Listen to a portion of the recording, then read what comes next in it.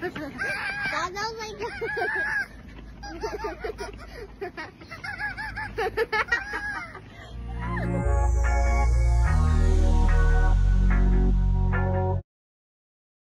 Sa mga huling araw nga nila Vic Soto at Pauline Luna dito sa Sydney, ay namasyal muna ang mga ito bago sila umuwi ng Pilipinas.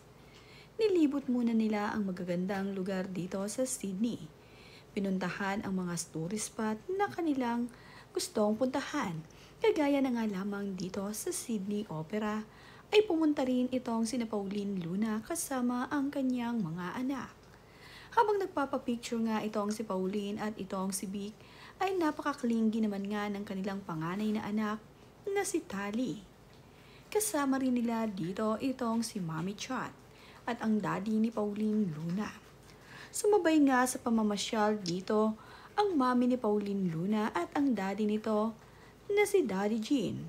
Masaya kasing mamasyal kapag kasama ang pamilya, lalo pa nga at kasama ni Vic Soto ang kanilang dalawang anak. Nagkagandahan din ang mga larawan na kuha ni Pauline Luna dito sa Sydney Harbour. Napakaganda nga ng lugar kung saan nagpunta itong sina Pauline Luna at napakaganda nga ng view kung saan nagpakuha itong si Vic Soto. Isa nga sa dinarayo dito sa Sydney ay ang Sydney Harbour Bridge.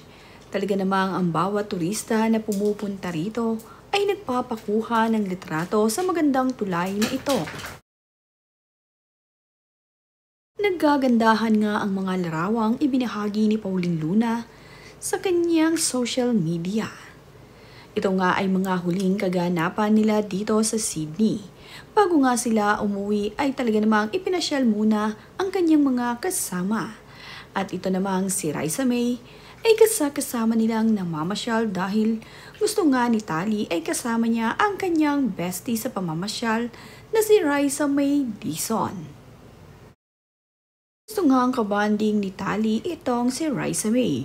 Kaya naman itong si Raisa May ay sumama sa pamamasyal ni Pauline Luna. Sinama din ni Pauline Luna at Vic Soto ang angel ng kanyang mga anak na si Tali at Mochi.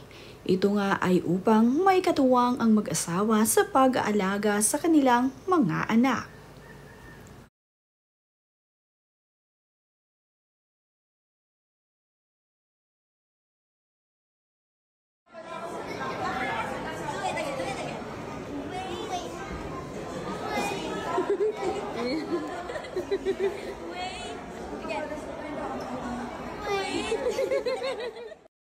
Nagkaroon nga ng masayang bonding itong si Ate Tali at Mochi dito sa Sydney.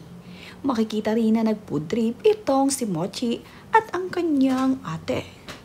Sweet na sweet nga ang magkapatid sa larawang ibinahagi ni Pauline Luna sa kanyang social media. Makikita naman nga dito na kahit siya ay ikinikis ng kanyang ate Tali, ay panay ang kain ng French fries ni Mochi at panay nga ang inom nito ng juice. Nagugustuhan nga ni Mochi ang mga pagkain dito na kanyang kinakain. Hindi naman nga pihikan sa pagkain itong si Mochi. Napakamasayahing bata naman nga nitong si Mochi. Kaya naman sa kanyang mga kuha ay palaging nakangiti ang batang ito. At habang sila ay nandito nga daw sa hotel ay nakakatuwa nga raw itong si Mochi na kahit nga saan daw magpunta ang kanyang mami Pauline ay sumusunod ang batang ito. Nang mag-mirror selfie nga itong si Pauline Luna ay makikita itong si Mochi na nasa kanyang harapan at nakasmile din. Masayang masaya ang dalawang anak ni Pauline Luna sa kanilang pagpunta dito sa Sydney.